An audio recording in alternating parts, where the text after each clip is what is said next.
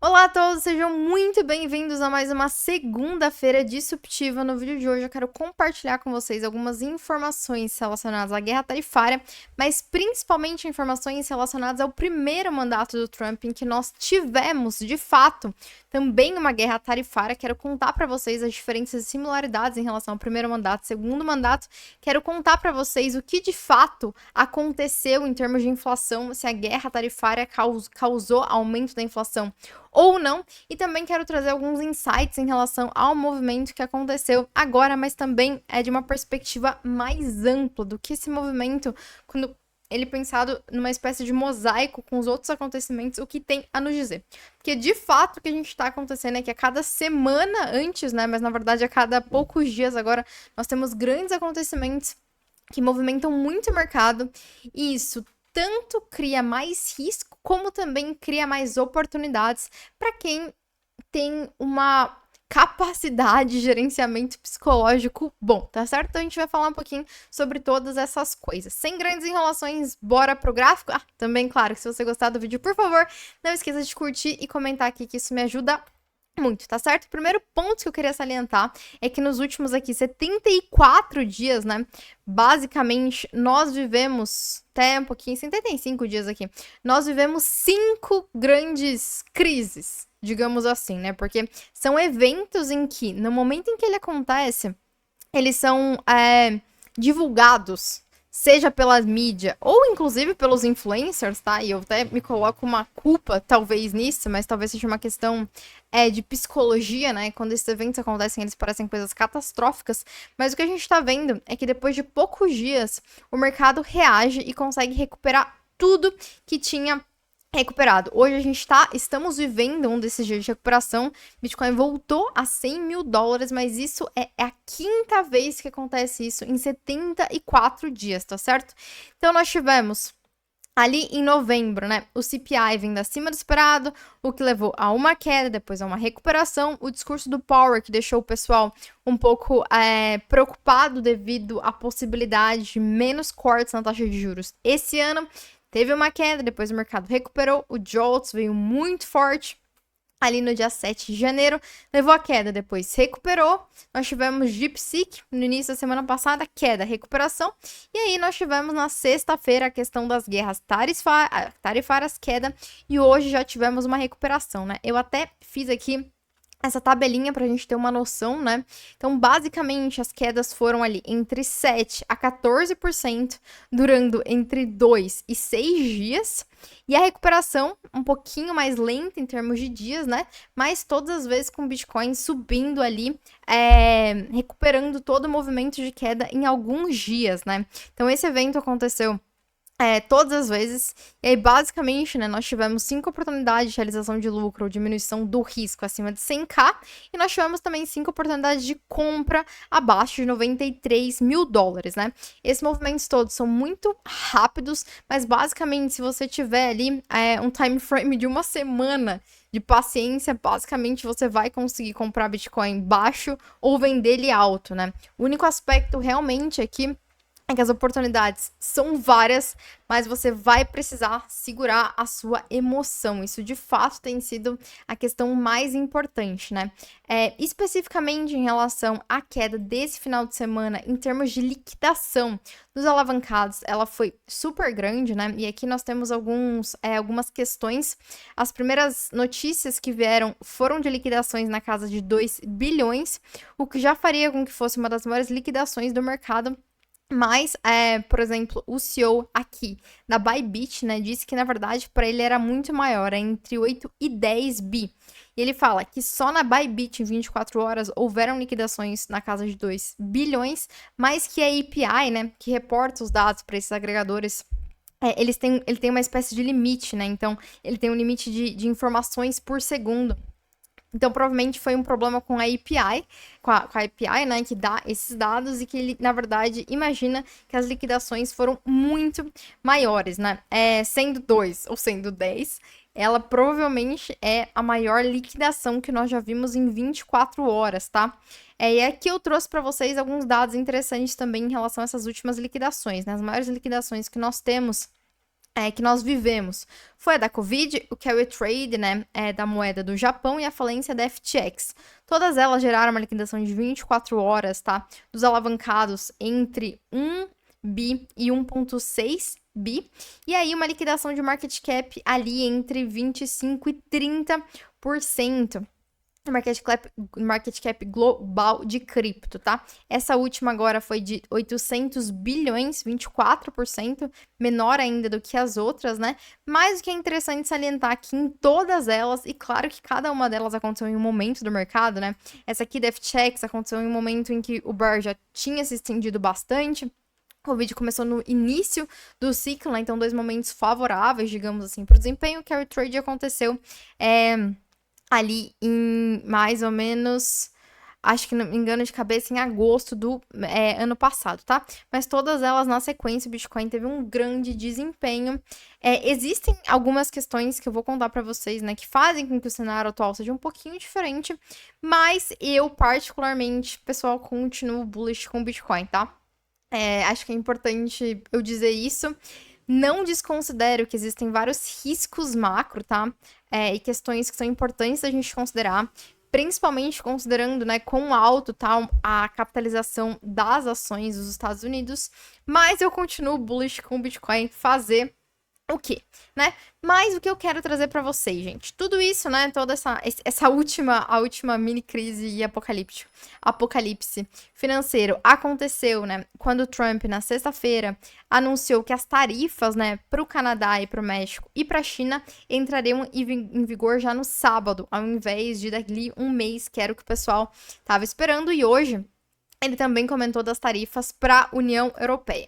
E aí, como consequência, né, Canadá e México já tinham anunciado que iam fazer tarifas de contra-ataque, digamos assim, e o problema, né, é que a perspectiva geral é que esse cenário, né, ele gere problemas com inflação, redução de produção, queda da criação de emprego, redução do PIB, etc. E o próprio Trump, né, reconheceu que seria um sacrifício temporário ali para atingir alguns objetivos. E aqui eu acho que é importante a gente olhar um pouquinho para a história, né? Por quê? No primeiro mandato do Trump, ele criou tarifas comerciais, tá? E foi exatamente a mesma história. Em janeiro de 2008, ele iniciou, né, a criação dessas tarifas. Em março de 2018, ele criou tarifas de imposto sobre aço e alumínio para vários países. Depois ele estendeu isso para a União Europeia, Canadá e México, exatamente a mesma coisa, tá? E demorou mais ou menos um ano para as primeiras negociações, né, para os primeiros acordos saírem. E então teve uma suspensão dessas tarifas, e aí depois ele anunciou tarifa de novo, e aí aconteceu mais negociações, né? E as negociações tinham meio que as mesmas pautas, né? Que é tentar fazer com que a imigração, né, que o México segurasse um pouquinho a imigração para os Estados Unidos, por exemplo, né? E aí nós tivemos essas tarifas, né, evitadas ali dia 7. Pontos interessantes aqui. Primeiro, né, essa guerra tarifária no último mandato do Trump, ela causou deflação e não inflação, que é uma das questões que estão sendo super ditas, tá? Nos últimos momentos, assim. Então, o precedente histórico que a gente tem é esse. E, assim, uma medida pode gerar inflação, mas outra pode gerar deflação, né? E é muito difícil a gente conseguir ter noção de quais são as consequências de cada um dos atos, de cada um dos desdobramentos políticos e econômicos. É impossível, na verdade, né? O que a gente sabe é que no último mandato do Trump, em que ele fez exatamente as mesmas coisas, talvez com um pouquinho menos de agressividade, o que aconteceu foi um processo de deflação. E um segundo ponto interessante é que agora nós temos o DOGE, né, o Departamento de Eficiência do Governo dos Estados Unidos, que tem exatamente como objetivo tentar diminuir os gastos e aumentar a eficiência, né, do dinheiro. E isso também seria um fator de deflação, que a gente basicamente precisaria apostar que a equipe do Elon Musk é boa o suficiente para conseguir exercer essa função. Não sabemos, mas é importante que nós tenhamos isso. Porém, o que me parece completamente diferente nesse primeiro mandato, tá? Nesse primeiro mandato, demorou mais ou menos um ano para as negociações de fato acontecerem. Mas agora, basicamente 3 dias depois do anúncio do Trump, nós já tivemos, por exemplo, o México, tá? Sinalizando que, tipo, beleza, vamos acatar aí uma das coisas que vocês querem. E nós tivemos uma pausa de um mês para as tarifas, tá? E o México anunciou que vai enviar ali, né, alguns guardas para as fronteiras para tentar combater ali tanto a questão dos tráficos, né, e da legalidade, quanto a questão da imigração. Então, as duas grandes pautas do Trump, elas foram basicamente atendidas. Então, nós tivemos ali uma pausa nas questões tarifárias com o México, tá? Com o Canadá, especificamente, o Trump teve uma conversa no início do dia. Parece que não foi tão bom, mas eles teriam uma outra hoje à tarde, não sei exatamente como é que foi. Mas, assim que nós tivemos esse anúncio aqui do México, que foi um pouquinho antes da abertura do mercado de ações, o que aconteceu é que o Bitcoin começou a subir. Vou mostrar aqui esse gráfico que não tá todo bagunçado e tão desenhado, né? Então começou a subir, a gente voltou a 100 mil dólares, já estamos aqui em 101 mil dólares basicamente, né? Então foi uma recuperação, assim, tão boa quanto praticamente as outras, né? E o SP500 tinha aberto com super gap e também tá fechando esse gap basicamente. Então nós temos esse cenário que mostra pra gente como os pacientes, né, aqueles que têm o mínimo de gestão de risco, estão sendo super, super, super recompensados nesse ciclo. E basicamente, gente, de verdade, assim, parece um pouco piada, mas os momentos de compra estão sendo momentos em que a galera fala, meu Deus, ferrou, bear market, onde aqueles que estavam vendidos e apostando na queda sentem confortáveis para falar de mais queda. Quando as thumbs vermelhas do YouTube, elas começam a aflorar, eu inclusive tenho pensado muito nisso, assim, fazer o processo inverso dos influencers, sabe? De cada vez em que tem uma thumb vermelha, colocar uma thumb verde pra vocês, porque tá sendo um indicativo realmente, né? Quando a gente vê as notícias de liquidações, indicativo de compra. Então, nos últimos 70 dias aconteceu a mesma coisa 7 vezes. Claro que, em algum momento, isso pode dar errado, né? E a gente realmente vê ou o fim do mercado de alta, ou uma queda do mercado financeiro por N motivos, mas não parece ser o caso dessa mini crise de hoje, tá certo? E esse é um ponto, né, que eu acho que é importante de dizer, assim, que realmente é uma busca diária de tentar ir na contramão, e na contramão, e na contramão, e na contramão, e conseguir segurar as emoções, né? Essa parece a grande lição. E um segundo aspecto, né, até fiz um Twitter também sobre isso, todo mundo começou a falar sobre o bear market, né, e não tem mais altíssimo, etc. A gente viu uma coisa muito curiosa, assim, com a dominância do Bitcoin, né, eu não lembro nunca de ter visto um candle desse, né, quando o mercado teve o super crash ali ontem, né, a dominância do Bitcoin chegou a 64%, né, isso aqui é um patamar, deixa eu colocar aqui no gráfico semanal, extremamente alto, né? Assim, foi basicamente igual ali 2021. Então, isso é super relevante, né? Mas eu acho que é interessante também a gente parar e olhar quais criptomoedas tiveram o melhor desempenho frente ao Bitcoin, né?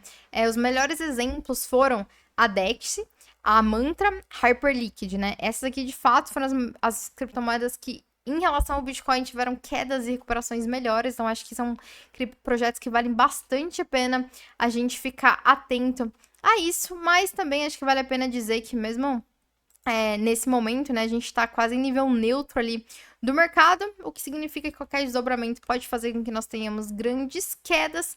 Mas eu, particularmente, assim, sigo animada com o mercado. Acho que nós... pode ser que tenha queda. Eu, particularmente, muito pessoalmente, tá? Não sou da tese do 70k, que é do Arthur Hayes e de várias outras pessoas. Acho que a gente pode ter esses strikes, assim, mas me parece que os 90 mil dólares ali, 92 mil dólares estão atuando como um suporte importante. A gente tem várias notícias muito boas também para acontecer, mas um cenário ali de negociação bem complexa e também interessante nos Estados Unidos, mas que parece que não é nada diferente do que já aconteceu. Tá certo? Então, assim, de verdade, espero que vocês não façam parte dos 2 ou 10 bilhões que foram liquidados. Se vocês fazem parte, esse é um momento muito, muito, muito bom de reflexão, de entender o que você errou, de melhorar o seu posicionamento, de adotar estratégias de hedge, às vezes, né? Abrir uma operação, abrir uma um pouco menor do lado inverso que seja, para conseguir mitigar os riscos, tá? Mas eu acho que o mercado tem recompensado muito bem aqueles que têm paciência e estão realmente operando com uma estratégia, tá certo, pessoal? A gente se vê no próximo vídeo e comentem aqui como é que foi a experiência para vocês, se vocês estão animados ou não. Até mais!